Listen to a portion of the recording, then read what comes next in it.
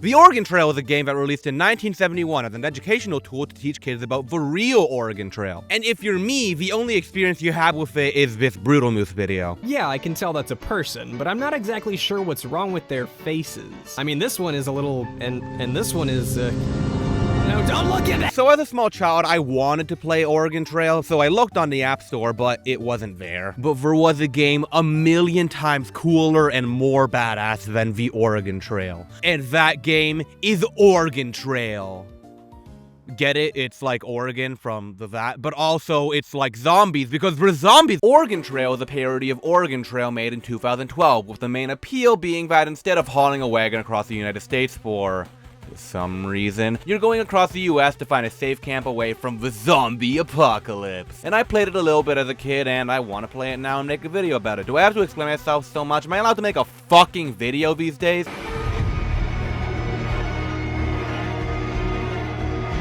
So we open up the game and see it was made by The Men Who Wear Many Hats, and the music was made by Ben Crossbones. Can you tell that this game was made in 2012 yet? No? How about this? Now I don't want to play this game alone, that would just be sad. So I figured I'd bring along a friend for this journey. Zester, who streams sometimes. I actually don't think he's done it in a while. But yeah, he will be joining us for this journey. Which is what I thought, but let's not think about that for now. Hey Gug Squad, this is Oregon Trail. It's a game that's fucking epic.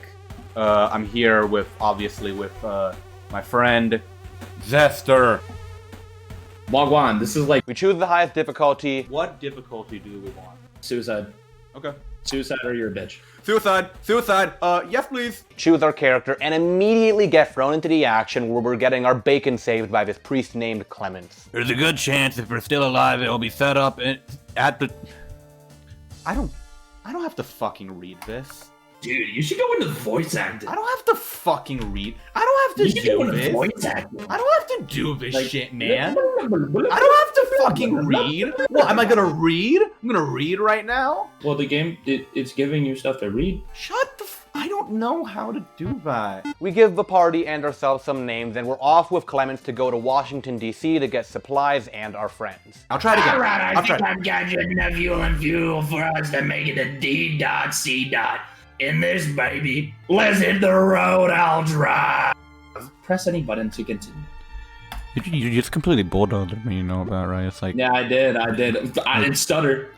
What the hell? And here we get to what 70% of the gameplay of this game is. You click, you move a few miles, a random event happens maybe, and then you do it all again. And these random events can vary from breaking an arm and losing a bunch of health, or getting dehydrated, which I actually don't know what that does in the game, or getting bit. Yeah, one of the random events in this game is when you get bit by a zombie. It has no player agency, and it has happened in every playthrough I have done. I just think it's a bit annoying that something as big as getting bit by a zombie can just randomly happen to you without any input. Anyways, we arrive at DC, and this is the moment I realized I fucked up by choosing suicide. We can only choose 4 units of stuff to get, and that's not even enough to cover one of all the essentials. A quick explanation of supplies: fuel helps you move, you use 1/4 of a can of fuel each time you move. Food is eaten by the party every time you move. Money does... you know what it does. Scrap is used to repair the car, medkits are used to heal up party members or yourself, ammo is used for mini games and scavenging, and tires, mufflers, and batteries are used for replacing those parts in case a random event happens that causes the battery to explode or something. Anyways, we gather what we do, but before we leave DC,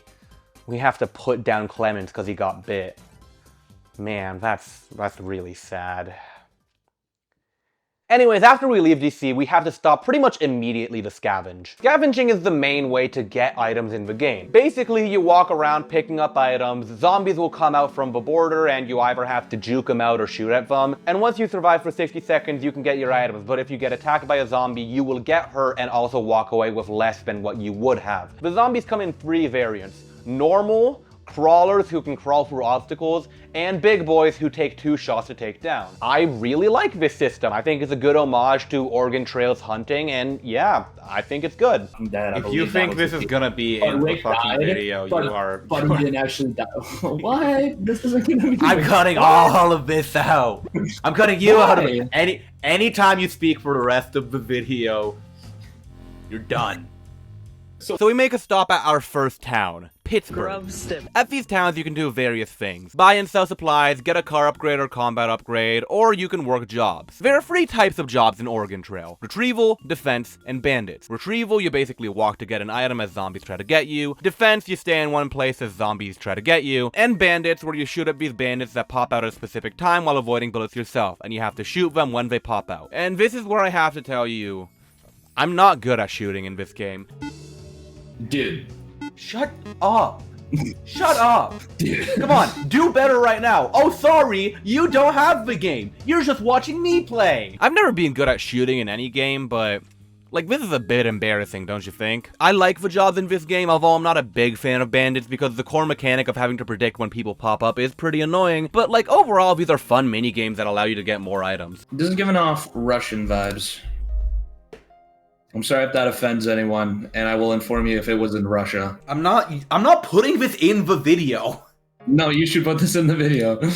I'll put this exact exchange in the video. You should put this in the video.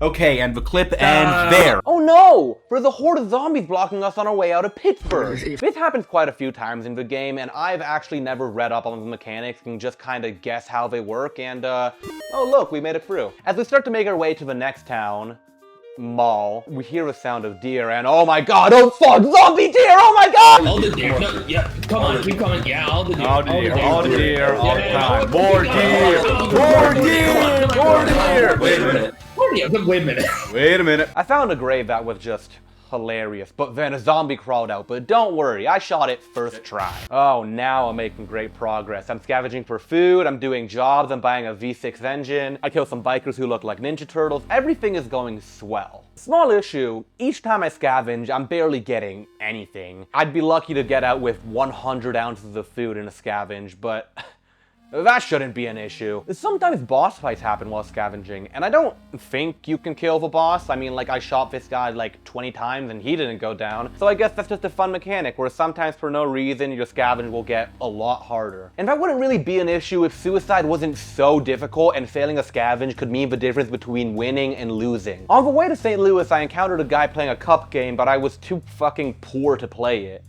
Too broke to play this guy's fucking scam game, I guess. It was around this time that Zester said he wanted to leave, for some reason, and I obliged. Not before taking away something he loved, though. Just make sure you watch this. No. No. But later, when I texted him to record again, he said this? That's really funny. Unfortunately, without Zester, I fell on hard times. I was out of fuel, I was low on food, I got injured multiple times. I was forced to scavenge in high difficulties and my scavenge would just continuously be nothing. Like, I can't do anything with 30 ounces of food, man! And eventually, it became too much. I got overrun. I couldn't make it to Safe Haven. And as I write this, with my last few seconds of consciousness, I'd like to say, the narwhal bacon's at midnight. Wow. Really moving stuff. Yeah, I died. Because suicide difficulty is really, really hard. I couldn't make it. And that's how the story ends. But what if it didn't have to end that way? This is Taco Bacon's story, a story that existed in a world that was more difficult than it needed to be. But I hold the ability to change that. I can die as many times as I want. I can change the difficulty. I can even go into the source code and give myself 1 billion food. I hold all the power here, so if this story ended in death, what's stopping me from making another? Okay, first things first, put down the difficulty because Jesus, suicide is brutal. We got a whole new team here. Walt White, Papyrus, Cash Patel, 6'7 Kid, and Chaz. We leave DC with many more supplies than last time, and I won't give the play-by-play, but getting back to where I previously was a cakewalk. I scavenged a boatload of shit each time, I rarely got hurt, I went back to the man with the cup game, this time having enough money to play, and when I lost, I shot his ass. And then I arrived to a similar place and found my grave! Oh my god! I guess I'm more interested on what this means for the in-game lore, but hey, I guess that's cool. Anyways, moving on. From there, it was pretty much smooth sailing until Papyrus got bit. That's rough. I really wish it would have been someone else, a very specific someone, but no. It was Papyrus. But we must soldier on. We arrived in Albuquerque for a Breaking Bad reference. We have a fully kitted car. I have so many combat abilities. I am unstoppable. I ran out of fuel a few times, but pretty much the moment I would go to the trading tab, yeah, by the way, there is trading in this game, someone would offer me like 4 fuel for 2 scrap. Now, I don't know if there's code in this game that makes it so that fuel trades are more common when you don't have fuel, but it's nonetheless suspicious. On the way to Vegas, Kash Patel got grabbed by a bandit, and I only had 1 shot to save him. And I did. And then it happened 2 more times in a row, so that sort of took the tension out of the whole situation. Anyways, the rest of the journey was absolutely beautiful. The economy gets more inflated as you get closer to Safe Haven, and before I could get in, I had one more task. Get 8 cans of gas to turn on the generator to open the drawbridge. And I grab them, 2 at a time, pretty much never being in any sort of danger. This is a bit anticlimactic. Oh my god, I won! I did it! I made it! Yes, let's go! I mean, I like this game. It's very 2010s and it doesn't explain its mechanics very well and the pixel art looks like shit, but it's still a fun time. It's definitely Oregon Trail with zombies. Lamborghini Mercy, yo chick she so thirsty. I'm in that 2C Lambo with your girl, she tryna jerk me. Lamborghini Mercy, yo chick she so thirsty. I'm in that 2C Lambo with your. Damn, it gets dark so quickly now. I really don't have much to say about this video, except for the fact that I don't think I really like it.